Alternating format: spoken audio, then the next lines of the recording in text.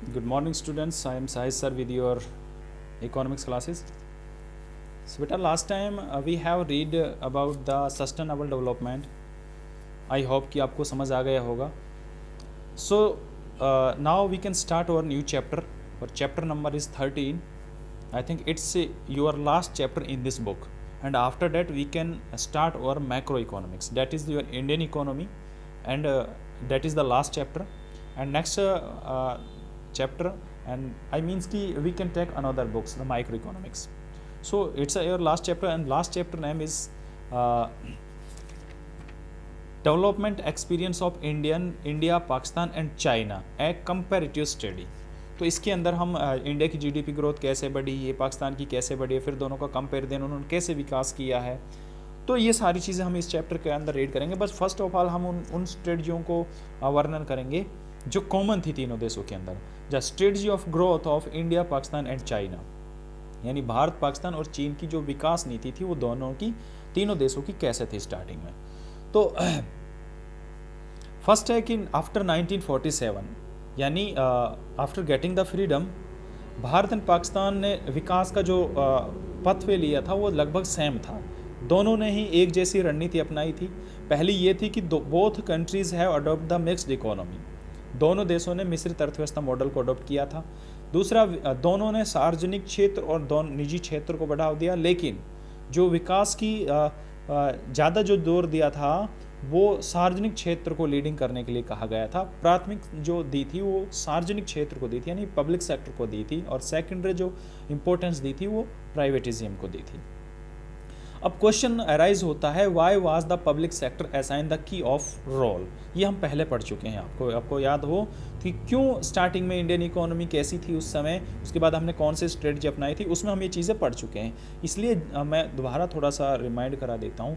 सार्वजनिक क्षेत्र को इसलिए दिया गया था क्योंकि उस समय जो इंडियन इकोनॉमी थी, पाकिस्तान की जो इकोनॉमी थी, both countries have a lag behind, because दोनों इकोनॉमियों को एक्सप्लॉयटेशन किया था ब्रिटिश गवर्नमेंट ने.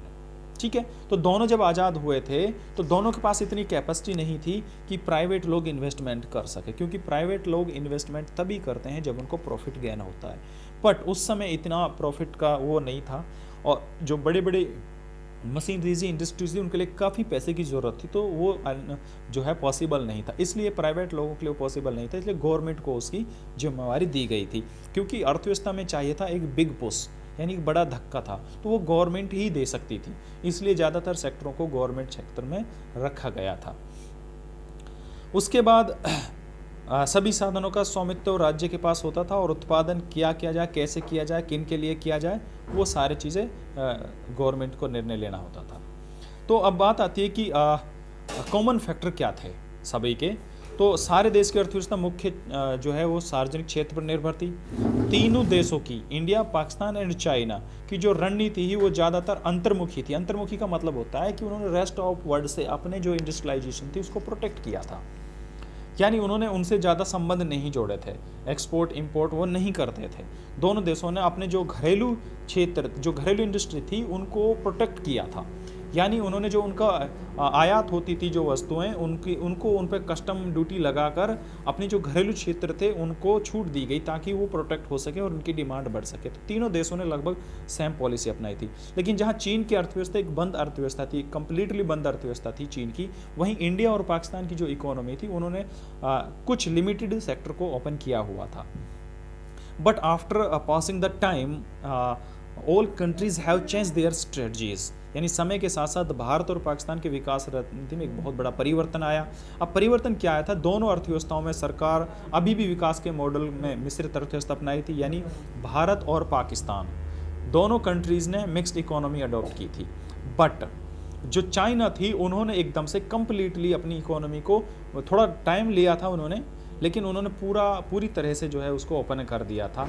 तो दोनों जो कंट्री थी, दोनों में इंडिया ने पहले एफडीआई कर दिया था, यानी फॉरेन डायरेक्ट इन्वेस्टमेंट कर दिया था, जबकि चाइना ने थोड़ा लेट किया था, लेकिन चाइना उससे बहुत आगे निकल गया. अब वो तो इस तरह से फिर भारत, चीन और पाकिस्तान की विकास रणनीति में इस परिवर्तन के कारण ये अर्थव्यवस्थाएं अपने विकास पथ पर महत्वपूर्ण सफलता प्राप्त करने लगी. अब क्या क्या हुआ, भारत, पाकिस्तान और चीन अर्थव्यवस्था ने सकल घरेलू उत्पाद में एकदम से बहुत बूम किया, उछाल आया.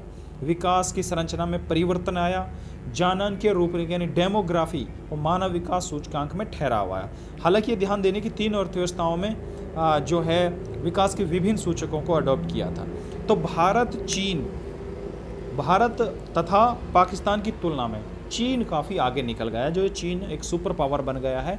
उसका रीज़न यही था कि उन्होंने जो है अपनी जीडीपी में कुछ अधिक परिवर्तन ओपन किया था और संरचनात्मक परिवर्तन किए थे। एंड नेक्स्ट हमारा टॉपिक होगा वो comparative performance of economic India, China and Pakistan. वो बेटा हम नेक्स्ट वीडियो में करेंगे, ठीक है। तो इस वीडियो में आज के लिए इतना ही। Thank you.